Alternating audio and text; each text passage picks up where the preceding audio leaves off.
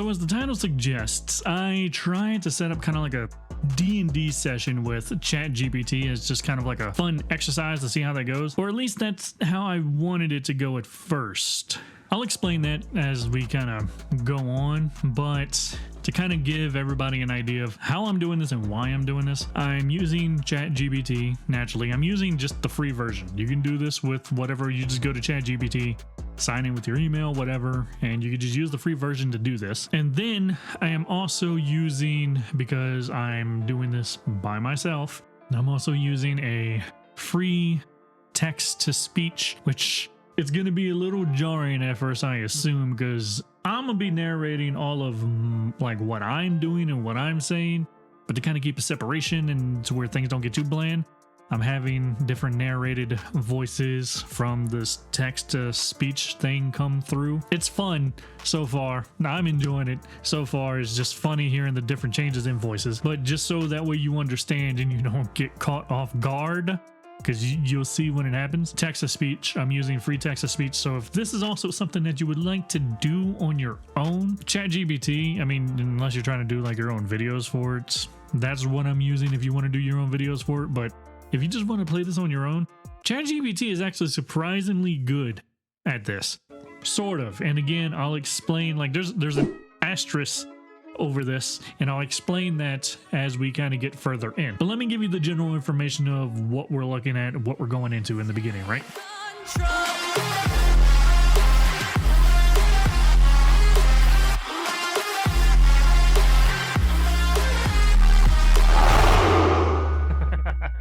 So to start off, all of the prompts and everything to kind of get ChatGPT where I want it, I set this up. This is exactly what I told it. For better or worse, it's following what I'm about to explain here. I want you to be my DM for a new player-friendly game of D&D. Because in truth, I've only ever really played one game, and I'm still technically trying to learn. I've watched a lot of Critical Role. I've watched a lot of Dimension 20. Like, I've watched a lot of D&D games get played. But me, as a player, I've never really played it myself. So, new player. Rules I want you to follow. Number 1, always give me agency over my character. I've tried this once before and I didn't add this rule, and it just gave me a text block of an entire adventure, and by the time I realized what was going on, it had already written that I saved a village. So I'm making sure, if you want to be able to play this game, if you want to actually be able to play it, this is probably the most important rule. Make sure you tell it to always give you agency over what your character decides to do. Number 2, this is where the asterisk comes in. Never roll for my character. We'll get to that part, but it's something I added in there because it would roll for my character, and I don't like that. We'll get to that part later. Number 3, the game starts at level 1. Number 4, the game rules must be based around Dungeons & Dragons 5th edition. Just obviously, like, that's the most concurrent Dungeons & Dragons system out right now, so setting that up. Those are the 4 main rules. Probably going to add some more as we go on behind the scenes. I'll let you know when I decide to add more rules, but for this session, I just ran with it as is, because it wasn't actually until the end of the session that I started to realize what was going on. Let's start with my level 1 rogue. My character's name is Damien. He is a red tiefling. His starting equipment is a set of leather armor, 2 daggers, a hand crossbow with 20 bolts, and 1 healing potion. I will set my scores using the standard ability Ray method. You can just kind of look this up if you're trying to learn how to play. Look up standard array method for ability scores, and it gives you the points that you can use. Or if you just go to like D&D Beyond or something like that. My strength is 10, dexterity is 15, constitution is 13, wisdom is 8, intelligence is 14, charisma is 12. My backstory, or the all-important backstory, but this is one of those situations where, being that you're working with AI, it's a backstory for kind of flavor, sure, but this is also like allows the AI to really construct the story right off the bat. It pretty much what DMs rely on. This turns out to be a rule for the AI, not just really a suggestion. This is something I kind of learned a little bit in doing this. So when you go to do this, the DM would tell you the more concise, short, you know, because not all DMs want to read a long freaking document, and I don't blame them. In this situation, The more information I feel you can give ChatGPT about your character and their backstory, the better of an experience you'll have. I'll test this in other situations, but for what I started off with, this is what I got for my backstory. I grew up an orphan on the streets of Neverwinter. My parents, who were upstanding tieflings in the community, were killed by a group called Retribution, an underground syndicate focused on placing humans as the strongest race in the Forgotten Realms. I'm using Forgotten Realms. I'm just using that just so that way the AI has something to draw from the internet. Otherwise, I would kind of come up with my own world, but then that would bring a whole new thing of logistics I don't want to deal with. They stage an uprising in Neverwinter in order to claim it as their capital and new base of operations, as they enacted a century-long plan making themselves known. Their first step was to clear out all non-humans from seats of power. This included my father, who was the head judge of Neverwinter, and my mother, who was a teacher for the local university. During the uprising, my mother secreted me out of the city, so I avoided death. 25 years later, having been trained by the Underground Assassins Guild of Neverwinter, my mentor sends me out into the world to track down agents of Retribution. His way of thanks for my years of loyal service. Before I leave, though, he gifted me his 2 old daggers that have something special about them, but I know not what yet. And so, the story should begin with me chasing down some lead of Retribution. And when we get to the end of the video, I'll give you my final thoughts on everything about how it handled the session. I'll chime in a couple of spots throughout the video, but for now, enjoy the story.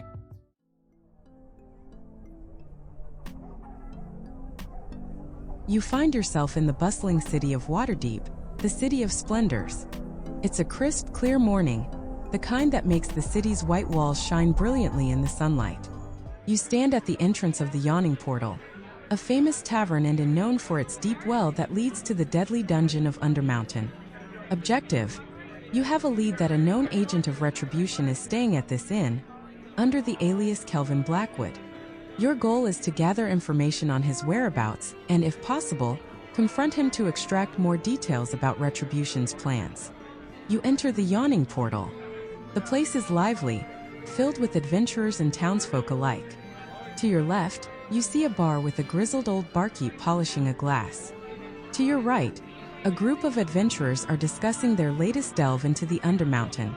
In front of you, a large ornate staircase leads to the upper floors where the rooms are located.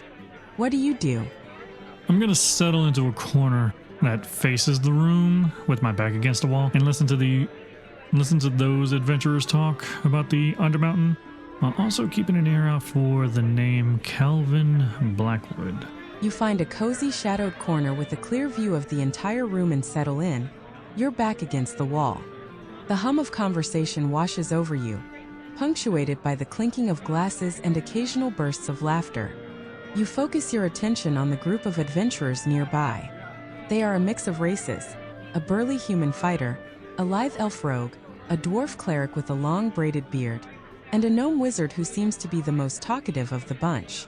And then, just as we thought we were safe, another trap went off. I swear, Durnan must be getting a cut from the Undertaker with how deadly those halls are. No kidding, but hey, that last haul was worth it. Did you see the look on that merchant's face when we dropped those rubies on his counter? Aye, but we need to be more careful next time. I heard Kelvin Blackwood's been sniffing around here, asking too many questions about our expeditions. Kelvin, thought he was just another treasure hunter. What's he after? Not sure, but he's bad news. Got a feeling he's tied up in some shady business. You gather that Kelvin Blackwood is indeed present in Waterdeep and has been making inquiries about the adventurers' forays into the Undermountain. This information could be useful, but you need more specifics. Okay. I don't rightly trust that. Alright, I'm gonna head over to the barkeep, ask for a drink. When he hands me the drink, though, I'm gonna ask him about that group of adventurers. I want to know how well known they are and how they are perceived around here. A good group? Useless? What? You head over to the bar, weaving through the crowd with ease. The barkeep, a grizzled man with a thick gray beard and a stern expression, nods as you approach. What'll it be? You order a drink and he quickly pours it, sliding the glass across the polished wooden bar towards you. You take a sip, feeling the warmth of the liquor settle in your chest. Yeah, thanks. Say, that group over there, what's their story?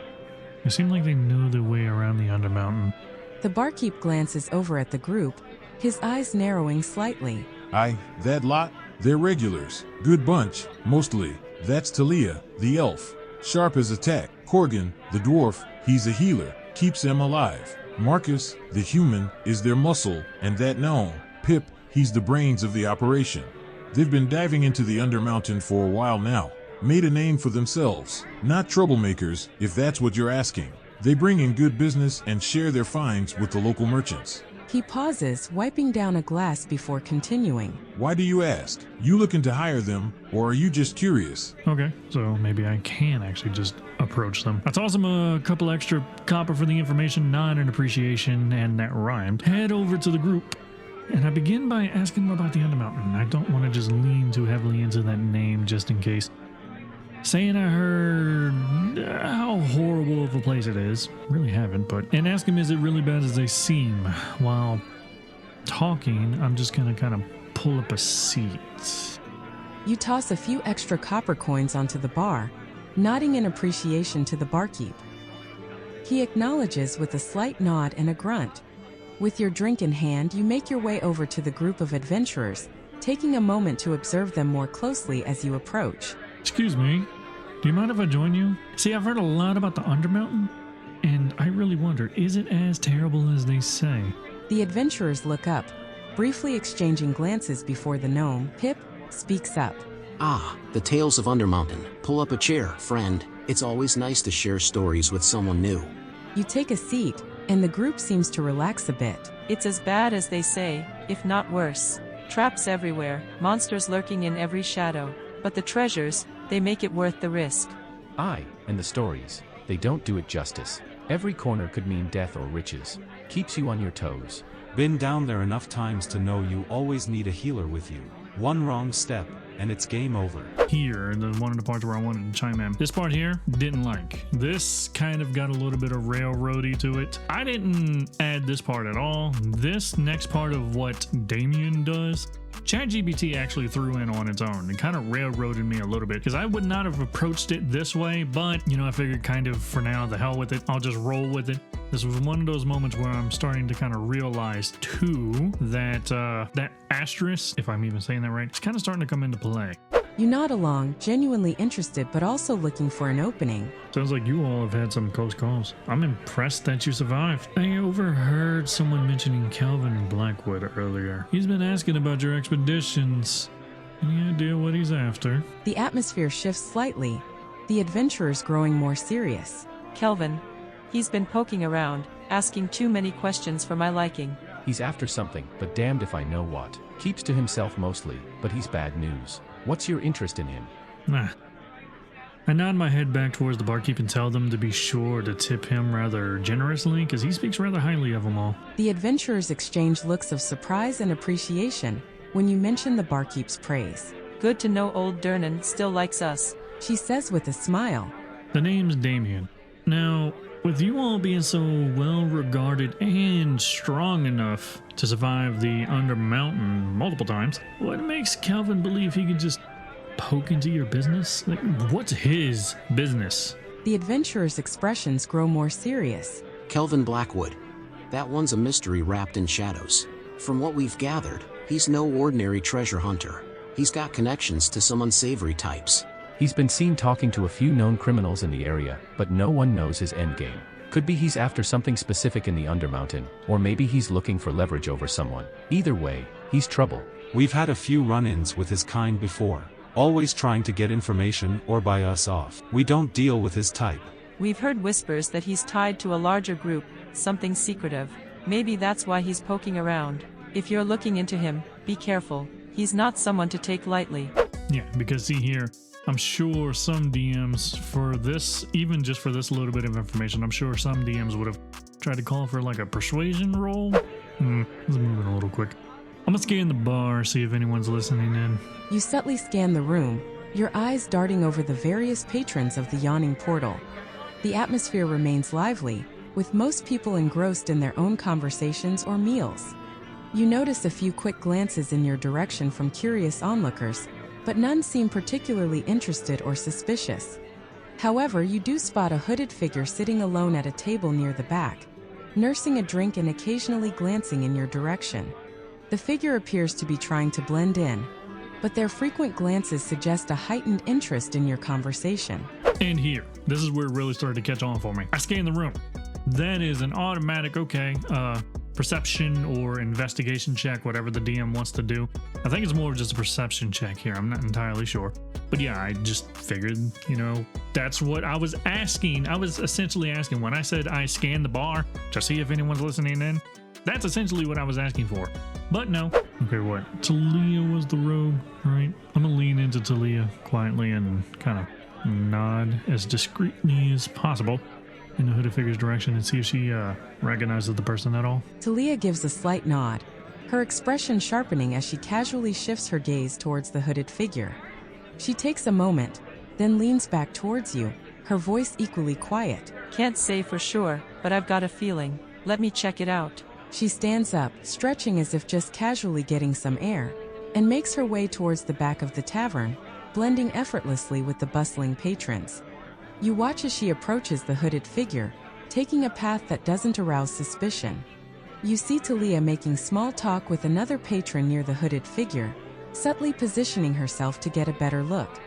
After a few moments, she returns to the table, her expression serious. I don't recognize them specifically, but they've got the look of a scout or a spy, probably keeping an eye on us for someone. Could be Kelvin's man. Okay, so we're definitely being watched at this point. Okay.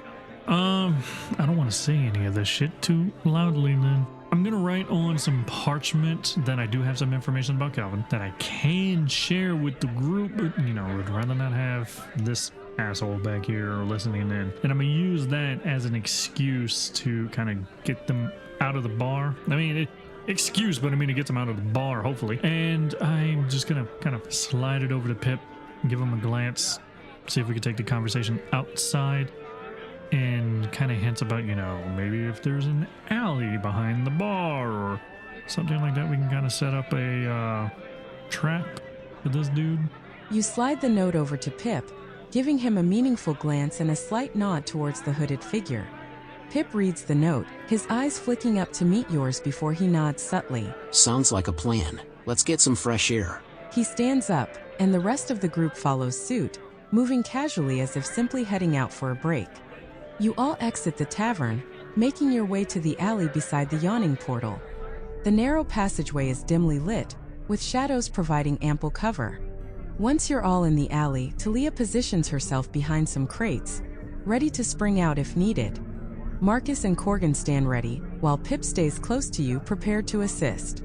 You wait for a few moments and sure enough, the hooded figure appears at the mouth of the alley, moving cautiously. So, you noticed me. What do you want with Kelvin Blackwood? Okay, so we're just being blunt. All right, if we're being blunt, I'll be blunt. I'm gonna dash into him to try and subdue him and just let the group know, hey, we're jumping on this guy. With a swift signal to the group, you dash towards the hooded figure, aiming to subdue them before they can react. Your sudden movement catches them off guard, and the figure stumbles back, attempting to draw a weapon. You reach the figure in an instant, grabbing their arm and twisting it behind their back. The figure struggles, but your grip is firm. Marcus and Corgan, the human fighter and dwarf cleric, quickly move to assist, with Marcus grabbing the other arm and Corgan helping to pin the figure to the ground. Talia, the elf rogue, emerges from her hiding spot behind the crates, her dagger drawn and ready, keeping an eye on the alley's entrance to ensure no one else is approaching. Pip, the gnome wizard, stands ready, his fingers already crackling with a minor spell in case additional assistance is needed. With the figure securely restrained, you now have the upper hand. You pull back the hood to reveal a young human male with a scar running down his cheek. His eyes dart around nervously, realizing he's outnumbered and outmatched. And subduing the figure. Yeah, so this was about the moment where I noticed rule number 2. Where it would come back to kind of bite me in the ass when I said don't roll for my character ever ChatGPT was like, oh, okay, no rolls ever. We're not rolling for shit. And that's where I kind of started to notice something that's I'll talk about in the end, but for now, I'll let it finish the story here. But I'll see you in the end. So, who are you and why are you watching us? Speak quickly or things can get unpleasant. The figure winces but doesn't resist further, realizing the futility of his situation. All right. My name's Lars. I work for Kelvin Blackwood. He sent me to keep an eye on you. Make sure you weren't up to something that could interfere with his plans. No, this guy's just spilling everything? Okay. You know what? All right, I'm gonna gag him because probably somebody's gonna walk by this alleyway eventually and see a bunch of people jumping on one guy. And I'm gonna ask the group if they know somewhere where you can just kind of take this to where it can be private. Pip nods, glancing around to ensure no one is watching. Follow me. There's a storage room behind the tavern that Dernan lets us use sometimes. It should be private enough. The group moves swiftly, guiding the restrained and gagged Lars through the alleyways to a small, unmarked door behind the yawning portal. Pip produces a key and unlocks the door, revealing a dimly lit storage room filled with barrels and crates. Once inside, you secure Lars to a sturdy chair in the center of the room.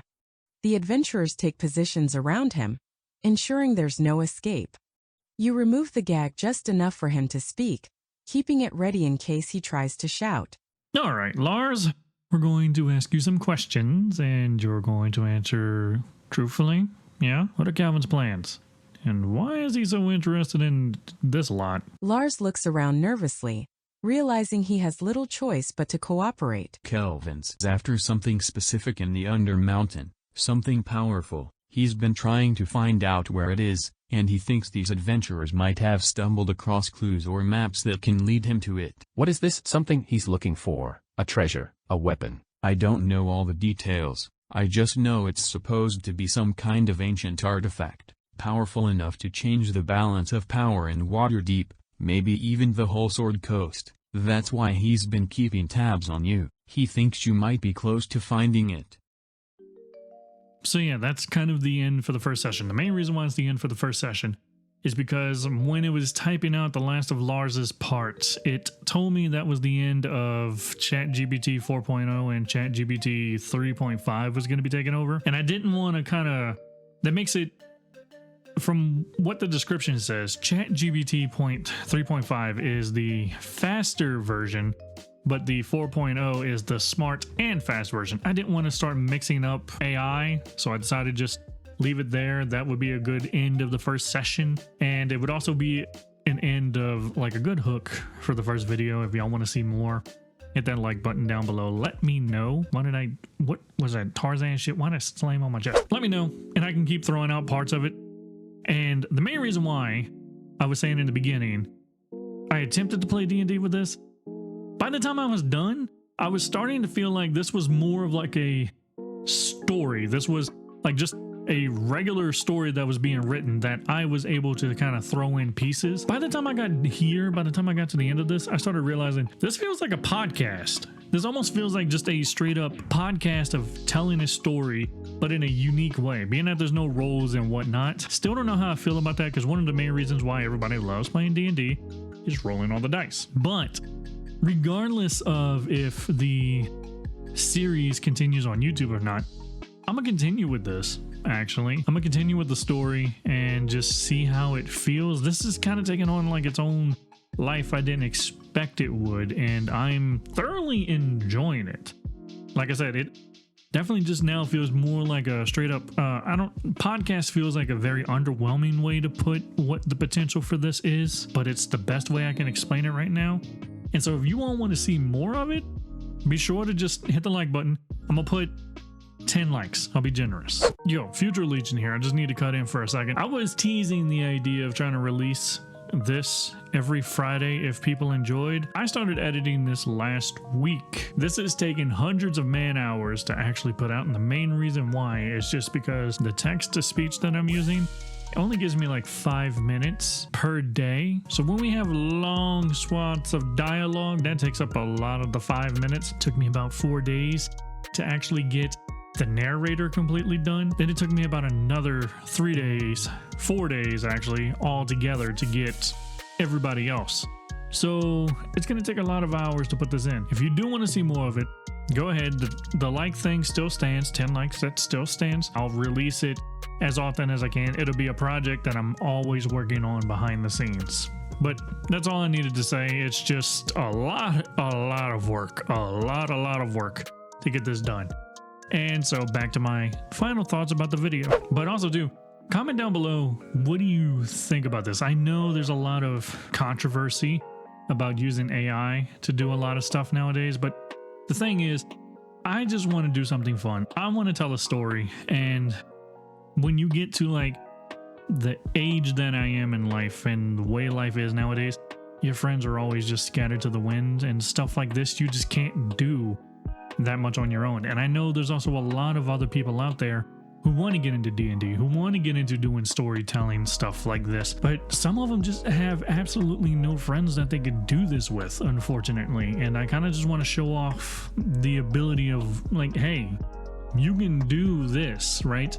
Until you can find your own group. If this is something you want to do where you just want to role play, you can do this, right? And I mean, who knows, maybe later on, whenever I get the chance, if I can start adding more people into the project or start adding more people into this game, I will. But for now, it's just a really fun experiment to see how far can one person get with just ChatGPT in a world of fantasy like this.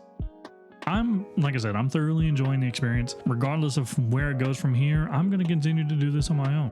So I hope y'all enjoyed it. And I shall see you all Monday with the next episode of Total War, Wednesday with the next episode of Subnautica.